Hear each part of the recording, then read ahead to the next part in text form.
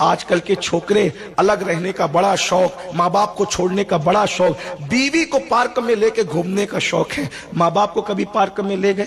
میں یہ نہیں کہتا بیوی کو پارکوں میں نہ لے جاؤ، میں وہ آدمی نہیں ہوں، لیکن اتنا ضرور کہتا ہوں پردے کی پابندی کے ساتھ کوئی لے جاتا ہے، شریعت کی پابندی لے جائے، لیکن آپ سے پوچھتا ہوں کبھی ماں باپ کو بھی لے گئے؟ بیوی کی برتھ ڈے مناتے ہو، کبھی ماں باپ کی بھی منائی؟ بچوں کی برتھ ڈے مناتے ہو، کبھی ماں باپ کی بھی منائی؟ کتنے خوش ہوتے ہوں گے ماں باپ ہیں؟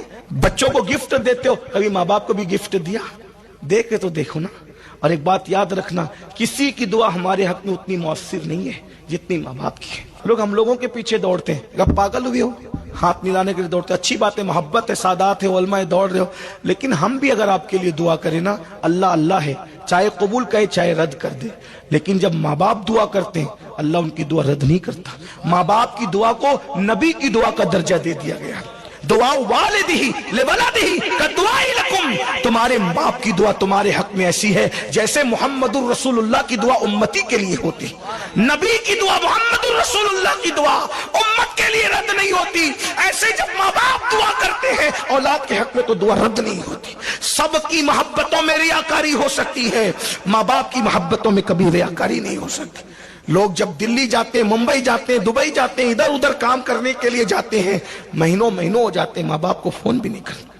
میں یو پی، بہار، بنگال جاتا ہوں، روتے ہوئے ماں باپ آتے ہیں۔ گجرات میں بھی ہمارا بیٹا نہیں پوچھتا، بہو نے کہہ دیا ہے ماں کو نکال دو، گھر سے نکال دیا۔ میں یہ نہیں کہتا کہ بیوی کی بات نہ مانو، لیکن اگر بیوی ماں باپ سے دور کرے، کروڑوں لوگوں کو چھوڑ دو، ماں باپ کو نہ چھوڑو۔ ہر نعمت مل سکتی ہے، ماں باپ اگر کھو جائے تو ماں باپ نہیں ملتے۔